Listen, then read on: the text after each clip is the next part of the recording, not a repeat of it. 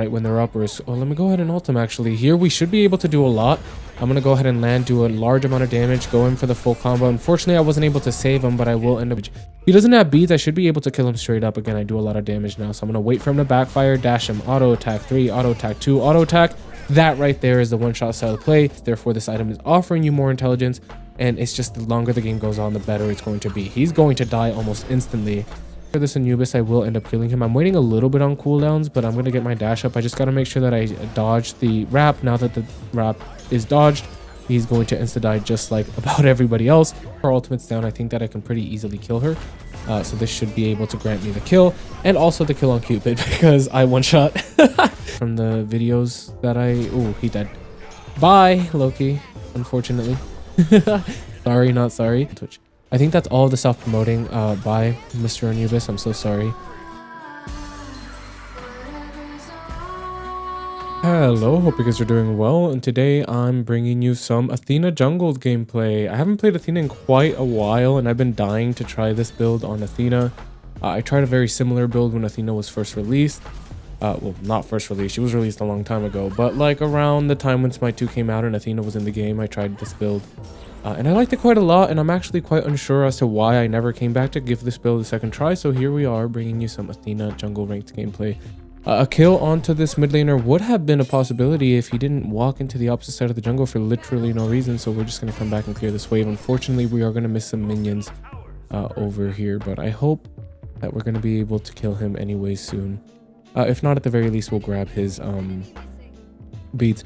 The build is at the very start of... It is on the top of your screen right now. So if you want to go with this build, then there it is, if that's the reason why you are here. I'm going to see if, for whatever reason, he can step up. Actually, we end up running into the Loki instead.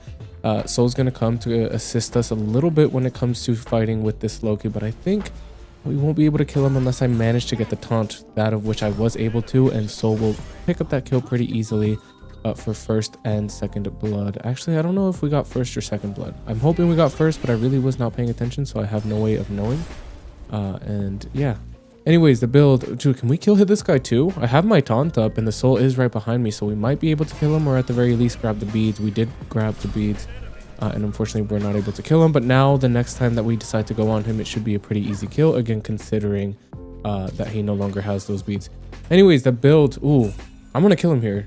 If he doesn't just back on the spot, we should be able to kill him pretty easily, and I'm completely down with diving tower, but unfortunately he's backing, so we're not going to be able to get that done just yet. A lot of time that I spent in mid lane. I mean, obviously we did get that kill, so it ended up being somewhat worth it, but I really wish we would have been able to kill the Vulcan as well. Anyways, as I was saying, the builds, it's also in the Smite God Builder system, so the next time you play Athena, if you want to look up Daxon on the on your search bar, then you can go this exact build, and it'll be there for you guys. Anyways, in this video, we're going to talk about quite a couple of things. We're going to talk about playing Athena. We're going to talk about playing Athena in the jungle, or just generally how to play jungle, I guess, a little bit here and there. And then we're going to go pretty in-depthly into the build a little bit later on into the video. As you guys know, I like to cover the build pretty in-depthly. Now, if they push them way too far into their tower, which it's looking like it's what they're doing, then we won't be able to pick up the kill.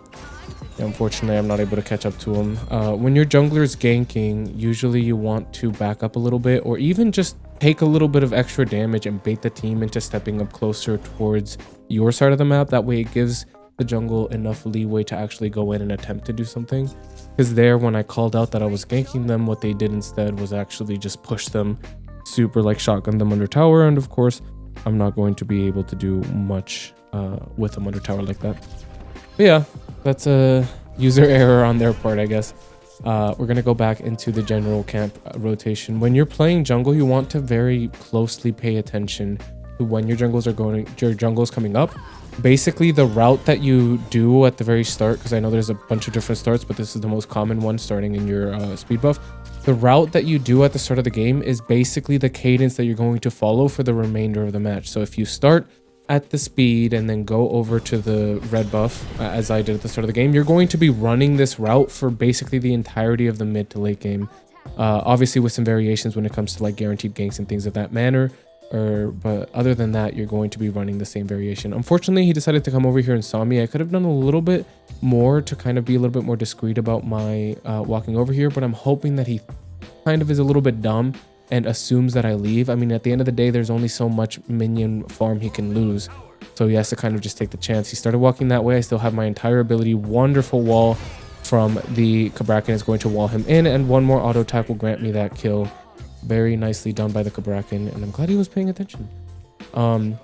I don't know if we can kill this guy because Soul is pretty far away and I just don't do the damage necessary to kill him right now. But if he decides to come back in over towards me, I'm going to be able to taunt him and give the Soul some time to get over here. Soul did take a little bit too long, unfortunately. I do have my ultimate and beads up, but I'm going to decide to go ahead and clear this wave, or not this wave, sorry, this jungle camp. And then after, we can try to do another run over at this enemy mid laner and see if we can get him killed here soon. I don't have my third ability, which is the bulk of my damage, but again, I don't have to rely on my damage if I can rely on the Soul's damage instead. Trying to get something done here. He ulted the wave. Will he know I'm here? I'm going to go ahead and dash him now, do the entire combo, wait on the taunt until my beads is out. Ooh. It's going to be quite a lot of damage, but my beads will get me out of that. And now he's out of mana, so I think I actually have a chance to go back in. And if he goes on the Soul, I'm going to go ahead and alter, give her that nice little shield, and do quite a lot of damage on the landing. But then I have to be a little bit careful here, especially if I'm going to get blinked on by the Anubis. Why is the Anubis blinking on me? I should be able to get away no problem here, but that was a little bit touch and go for a second there. I thought that we were going to have an avenue to do quite a lot there when the enemy jungler ran out of mana, but again, for some reason the Anubis decided to pull up, and that's the type of smoke that I wasn't able to take. Let me go ahead and back now. One thing that I do want to mention when it comes to this build is it is going to be a slow build. It's going to allow you to one-shot in the late game pretty consistently, and I'm sure you saw that if I play some clips. If I remember to play some clips at the start of the video, you've seen just the absurd amount of damage that this build can do. But the thing is, it is going to be slow. You're going to have to stack both Book of Thoth and Transcendence, which are our first two items. That takes time, and then after that, Polynomicon is basically a necessity. Now the enemy Loki is on top of us. I think we should be able to kill her pretty easily, especially with how many of us there are here. He is low on mana. That blink, however, is going to allow him to leave safely. But at the same time, I did get what I came for, which were those little pebble camps. I think that these camps are super uber important, so if you can get to them on time, that would be a valid reason to break your regular cadence, which is why I came over to the left side of the jungle when I knew that my right side jungle was coming up, was for those pebbles, because I got 6 physical power, physical damage, or whatever, what do you call it, strength, and 6 intelligence from that. If you can manage to get all of those on cooldown, you can easily get like a full strength, like an item worth of strength stat from it, and like maybe half to maybe 3/4 of the damage that you would get from like a decent damage, you know, intelligence giving item. I'm having a hard time explaining this, but it could be very beneficial, especially for a character like Athena, who is hybrid and benefits from both strength and intelligence. Those pebbles, if you manage to get a decent amount of them, could actually end up being pretty good. I'm gonna go ahead and ult this enemy ADC and hope that I can get there in time. Unfortunately, that wasn't something I was able to do, and now I'm here having to fight this enemy jungler. I'm gonna do some good damage. Let me jump away. Beads the ultimate here. If I can bait him close enough to my tower and taunt him under tower, that could be quite good for me, but I think he's a little bit smarter than to let me kill him that way. I'm gonna try to bait him under tower, and I hope that I'm able to kill him as a result. And unfortunately, I just did barely not enough damage to save my life. I did kill him, which is something that is okay for me. I'll take that trade. But I was hoping that I did enough damage towards where he wasn't able to kill me as a result. If I would have stepped a little bit further back, it would have also made the same effect. And to be honest, I'm kind of dumb because the tower would have killed him anyway, so I could have just taunted him under tower or just hit him with the 3 and then just dashed away. I didn't actually have to do the full combo on him, so that kind of might be my fault. So anyways, as I was mentioning earlier, the start is going to be a little bit slow on Athena going this build, but again, that's kind of just a trade-off that you have to make, knowing that you're going to buy 3 very expensive items in the early game and items that need to be stacked to get the full effect from them.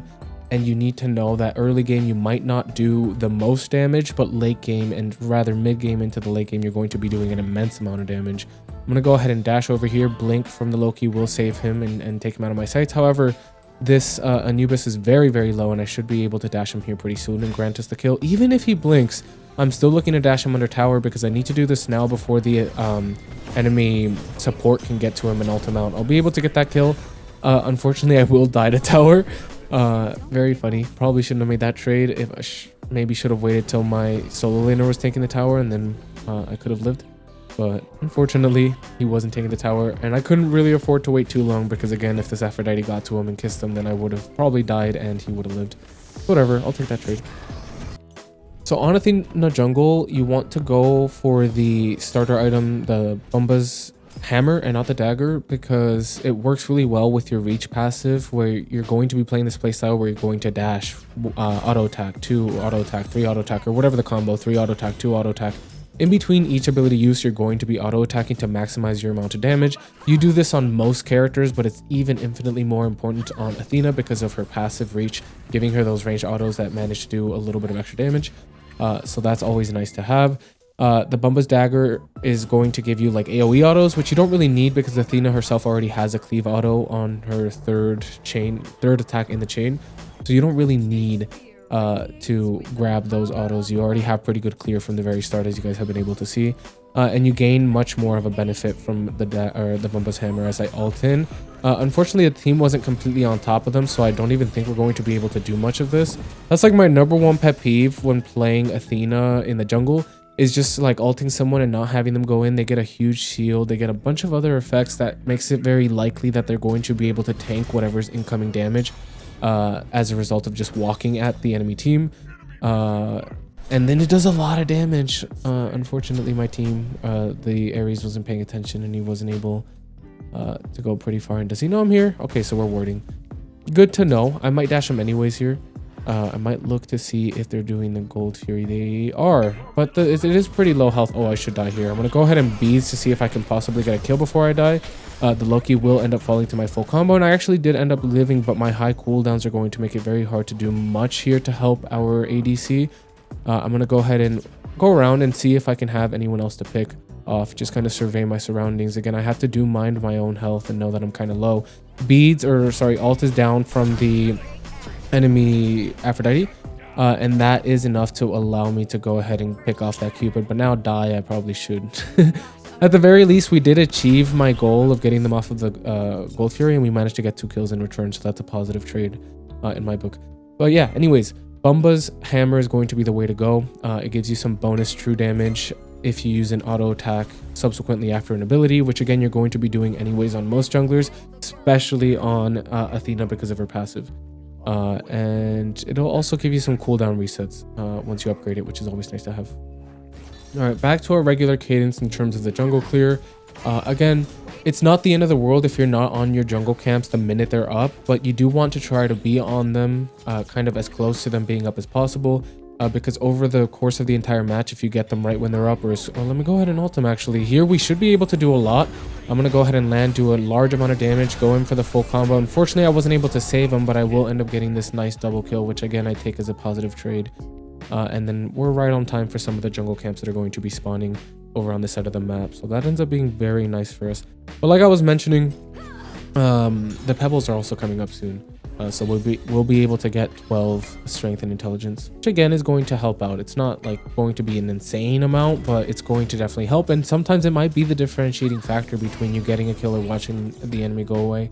And again, this is kind of a failing on my part, but if I would have been a little bit better about paying attention to these spawning and being on them, then I could have literally gotten a full item worth of strength and like 3/4 of the way there for a full intelligence item, which is huge. Obviously, these are going to be heavily contested by any jungler worth their weight, or whatever you want to call it. If any jungler is good, they're going to be heavily contested. Anyways, what was I talking about before this? Ooh, a kill onto this Anubis is a possible thing. I might not even need the Kabrakan, but because I don't have my Polynomicon yet, I'll get it here soon on my next back. It makes it a little bit hard for me to completely one-shot someone, especially if they have lifesteal. If it was another mid laner or mage, I would be able to kill them pretty easily, but because he has lifesteal, it might be a little bit harder for me to do. And just waiting for the Kabrakan ensures that he's not able to slip away. I kind of buy myself that insurance, and it allows us to get the kill back at my Polynomicon. And I think this is at the point of the build, once you get this Polynomicon and you have at least mostly stacked Transcendence, fully stacked Book of Thoth, you're going to be able to just start running at people and one-shotting, and I'm going to demonstrate this here soon. I have a lot of things to talk about, so I'm going to try to speed run through the build as we come over into this mid lane. Again, anyone here, if I hit my full combo, including the auto attack, should be one-shot pretty easily. I'm going to start off with this enemy, what's-her-face, who actually didn't end up ulting, so I'm just going to turn around and go on him. I can't catch up to her ulti, unfortunately, unless I go ahead and ult this Izanami, who will help me close the gap just a little bit. I'm going to be able to assist her in getting the kill up against this Aphrodite, and then also save her from the Loki. I don't know if she would have died, but she's definitely not going to die after I kill them. And that's going to give us our 8th kill of the match. I think the only downside so far is that while we can like kind of one-shot people now. Ooh, let me go ahead and dash in on this. Ooh, especially if he uses his beads. Now we should be able to get the kill on that Vulcan pretty easily. Look at that damage. Izanami will be able to finish that off, and now the Gold Fury is going to be pretty easy pickings for us. But yeah, the only thing now so far in the build is that your cooldowns are kind of high. So once you execute your combo, you have a lot of downtime, but our next item will start like working on that. Again, just in case you guys don't know, Polynomicon, which was the 3rd item. First item is Book of Thoth and Transcendence. It just allows you to have a lot of strength and a lot of intelligence, which again, Athena makes use of both of them. So they just kind of work together beautifully. They both give you mana, and then they convert your mana into strength and intelligence. The combined amount of mana that you get from both of them is a pretty large amount. That large amount of mana that you get from both of them gets converted into strength and intelligence, and they just work very beautifully together, these items, if your character can make use of both. And then Polynomicon is going to allow you to just deal those extra bit amount of damage from your basic attacks after you use an ability, which again, you're doing this anyways with Athena. It is a must. Right, so you're doing this anyways, might as well get this large amount of damage right after, and it's not negotiable. This is the only way you're going to be able to play that one-shot style of play on Athena as I go ahead and ult in onto this team fight. I hope I'm able to hit them. I'm able to land right on top of the Anubis and making use of the combo, and again, those auto attacks, I'm going to be able to kill him. I would not have been able to do enough damage to kill him if I didn't have that Polynomicon. It's non-negotiable. You guys have to buy Polynomicon, and you have to play this kind of style of play where you're going to be using your combos, you know, subsequently after an ability, you're going to be weaving in those auto attacks for extra bonus damage. If he doesn't have beads, I should be able to kill him straight up. Again, I do a lot of damage now, so I'm going to wait for him to backfire, dash him, auto attack 3, auto attack 2, auto attack. That right there is the one-shot style of play. Cannot happen without Polynomicon. Once you get that Polynomicon online, though, you can do that to basically every squishy character in the game. And then if they beads or they Aegis to get out of some of the damage, that's fine. You know, their beads and Aegis are going to be on a upwards of 100-second cooldown, whereas your combo is going to fully come up in about like 10 seconds, depending on whether you have cooldown reduction or not. I'm going to go ahead and begin to rotate over to this left side, and I'm hoping that we're able to save him. Actually, he didn't even need saving. He's just going to go ahead and clobber one of them, and I'll be here to assist with clobbering the next guy.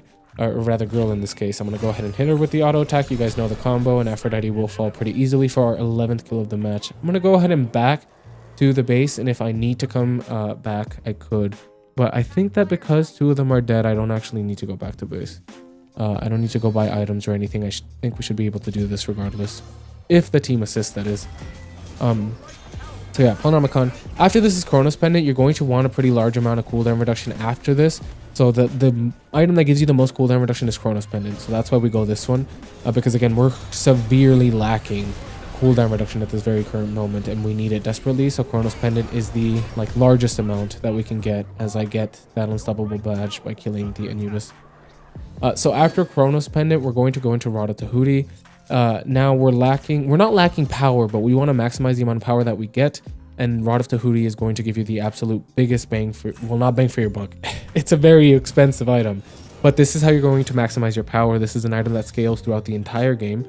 The more intelligence that you buy or have, it's like compounding, because this will give you extra intelligence based off of how much intelligence you have. So as you buy power potions in the late game, you're getting more intelligence. Therefore, this item is offering you more intelligence. And it's just the longer the game goes on, the better it's going to be. He's going to die almost instantly. That is the power of Athena jungle with this build. And I'm going to throw in a cheeky little fucking... oh, excuse my language. A cheeky little emote there. Anyways, I'm going to very quickly go over my Discord server. If you want to play games with me, actually hold that thought, because I'm going to go ahead and ult in. And that's the correct kind of course of action there, was to just start walking at them, which she did try to do, but she was too far, unfortunately. But that's how you should be if Athena's ulting you. If Athena's ulting you and you have enough health to survive, just W king at the enemy team, then you W key at the enemy team. Let that Athena get that land down, I mean, this thing, once fully leveled, it will literally damn near kill somebody if you land on someone with this. And then you're like in prime position to just taunt them right after you're out of the ultimate, and it does a lot of damage. But yeah, anyways, Discord server.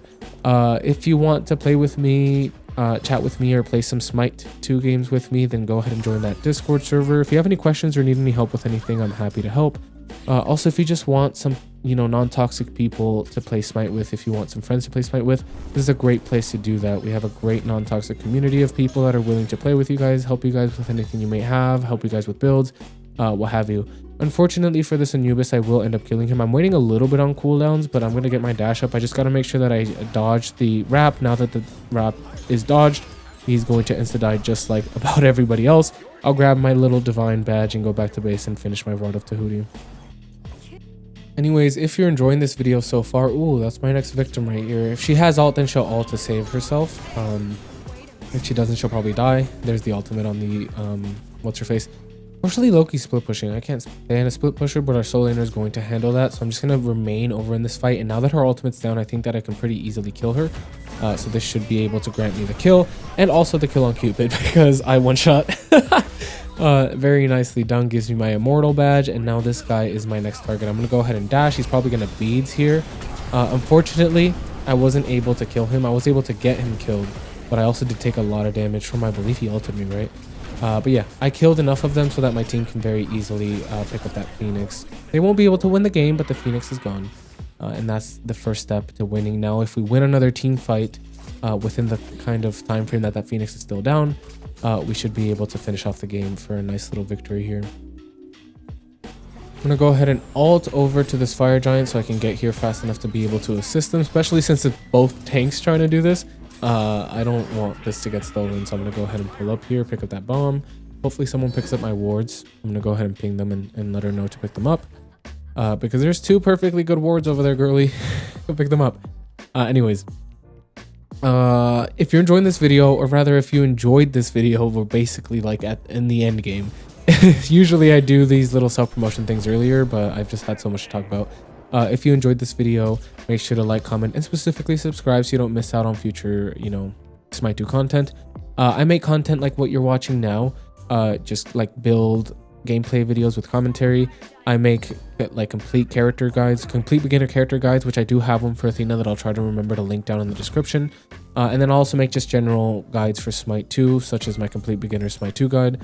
So if any of these things interest you, then subscribe so you don't miss out on future content. And also follow my Twitch if you want to watch some live gameplay. I try to stream on Wednesdays and Thursdays. I haven't been too good at it so far because, ooh, she's dead.